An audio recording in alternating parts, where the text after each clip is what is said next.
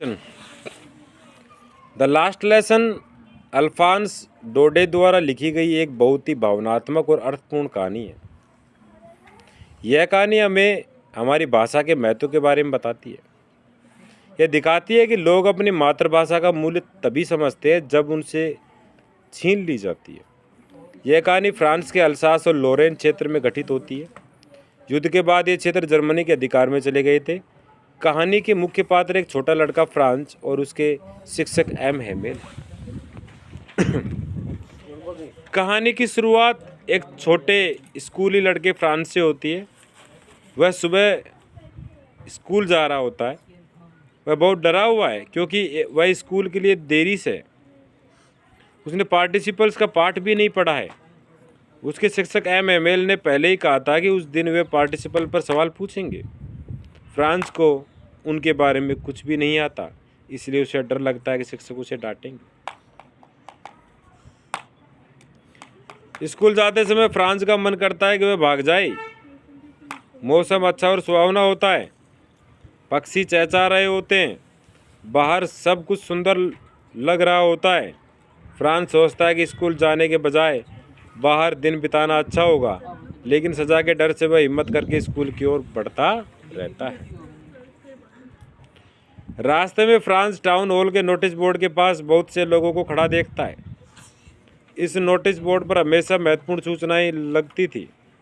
पिछले 2 साल से सारी बुरी खबरें इसी बोर्ड से आई थी। फ्रांस को जिज्ञासा होती है, लेकिन वह रुककर नहीं पढ़ता है। उसे यह नहीं पता होता कि यह सूचना उसके स्कूल और भविष्य से जुड़ी हुई है।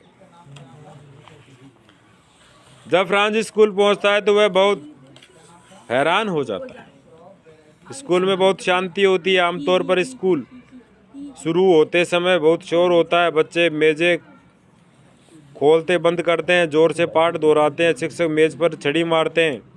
लेकिन उस दिन सब कुछ रविवार की सुबह की तरह शांत होता है। फ्रांस चुपचाप कक्षा में प्रवेश करता है। वह देखता है कि सभी बच्चे पहले से अपनी जगह पर बैठे हैं। वह और ज़्यादा घबरा जाता है। फिर वह कुछ अजीब देखता है। पीछे की बेंचों पर कुछ बूढ़े गांव वाले बैठे होते हैं। फ्रांस ने पहले कभी ऐसा नहीं देखा था। इससे उसे लगता है कि कुछ महत्वपूर्ण होने वाला है। फ्रांस यह भी देखता है कि एम हेमेल ने खास कपड़े पहन रखे हैं। उन्होंने हरी कोट, झालरदार शर्ट और काली रेशम टोपी पहन रखी है। वे ऐसे कपड़े केवल विशेष दिनों पर पहनते थे। फ्रांस समझ जाता है कि यह दिन कोई साधारण स्कूल का दिन नहीं है। देर से आने पर डांटने के बजाय एम हेमेल बहुत प्यार से बात करते हैं। वे फ्रांस से बैठने को कहते हैं। फिर वे एक गंभीर घोषणा करते हैं। वे बताते हैं कि बर्लिन से एक आदेश आया। इस आदेश के अनुसार अल्सास और लोरेन के स्कूलों में अब केवल जर्मन भाषा पढ़ाई जाएगी, फ्रेंच अब नहीं पढ़ाई जाएगी। एम हेमेल यह भी बताते हैं कि यह उनका आखिरी फ्रेंच का पाठ है। उन्हें स्कूल छोड़ने का आदेश दिया गया है। यह सुनकर सभी दुखी हो जाते हैं। फ्रांस को गहरा झटका लगता है। उसे समझ आ जाता है कि वह कभी स्कूल में फ्रेंच नहीं पढ़ पाएगा। फ्रांस को बहुत पछतावा होता है। वह उन सभी समयों के बारे में सोचता है जब उसने ठीक से पढ़ाई नहीं की। उसे याद आता है कि उसने समय बर्बाद किया और अपने पाठों की परवाह नहीं की। जो फ्रेंच की किताबें पहले उसे उबाऊ लगती थी, अब उसे बहुत महत्वपूर्ण लगने लगी। वह चाहता है कि काश उससे ज़्यादा पढ़ाई की होती। इसके बाद एम हेमेल अपने 40 वर्षों के शिक्षण जीवन के बारे में बताते हैं। वे कहते हैं कि उन्होंने भी गलतियां की। कभी कभी उन्होंने पढ़ाने के बजाय छुट्टियां दे दी। माता पिता भी बच्चों को स्कूल भेजने के बजाय काम पर भेज देते थे। वे कहते हैं कि फ्रेंच भाषा की उपेक्षा के लिए सभी जिम्मेदार हैं। एम हेमेल फ्रेंच भाषा की प्रशंसा करते हैं। वे कहते हैं कि यह दुनिया की सबसे सुंदर और स्पष्ट भाषाओं में से एक है। वे सभी से कहते हैं कि अपनी भाषा से प्रेम करें और उसकी रक्षा करें। वे कहते हैं कि भाषा लोगों की पहचान होती है और उन्हें एक साथ रखती है।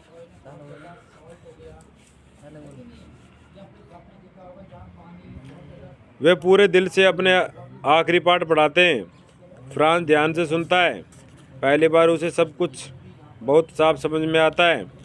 बूढ़े गांव वाले भी आदर चुपचाप सुनते हैं। सभी भावुक हो जाते हैं। जब घड़ी 12 बजती है तो एमएमएल बहुत भावुक हो जाते हैं। वे और बोल नहीं पाते। वे ब्लैक बोर्ड पर वी ला फ्रांस लिखते हैं। इन शब्दों का अर्थ है फ्रांस अमर रहे। फिर वे बच्चों को जाने का इशारा करते हैं। कहानी यह मजबूत संदेश के साथ समाप्त होती है। यह हमें सिखाती है कि हमारी भाषा बहुत महत्वपूर्ण होती है। हमें उससे प्रेम करना चाहिए, उसका सम्मान करना चाहिए और कभी नहीं भूलना चाहिए। कुछ प्रश्न है, मैं डायरेक्ट प्रश्न पूछ रहा हूँ, मन में उसके उत्तर सोचना। पहला है कि फ्रांस स्कूल जाते समय डरा हुआ था, क्यों? और बाद में उसकी भावनाएं कैसे बदली? क्यों डरा हुआ था फ्रांस? पार्टिसिपल याद नहीं किया था और लेट भी हो गया था। फ्रांस ने स्कूल पहुंचकर कौन कौन सी असामान्य बात देखी? कि बुलेटिन बोर्ड के पास लोग इकट्ठे हैं, स्कूल शांत है, गांव वाले क्लास में बैठे हैं। बर्लिन से क्या आदेश आया था, उसका लोगों पर क्या प्रभाव पड़ा? बर्लिन से आदेश आया था कि भाई अब फ्रांस के 2 शहर अल्सेस और लोरेन में फ्रेंच भाषा की जगह जर्मन भाषा पढ़ाई जाएगी। यहाँ के मास्टर यहाँ से हटा दिए जाएंगे। हैमेल ने अपने आखिरी पार्ट में फ्रेंच भाषा के लिए प्रेम कैसे दिखाया? उसने कहा कि मैंने भी गलतियाँ की हैं, कई बार मैंने नहीं पढ़ाया। तुमने भी गलतियाँ की है गाँव वालों, तुमने बच्चों को नहीं भेजा। और आखिरी में वीवा फ्रांस लिखा है, इसका मतलब फ्रांस अमर रही। इसे पता चलता है प्रेम करता था। द लास्ट लेसन कहानी छात्रों को क्या संदेश देती है? कहानी छात्रों को ये संदेश देती है, यदि हम मातृभाषा से लगाव करेंगे तो हम दोबारा स्वतंत्र हो सकते हैं।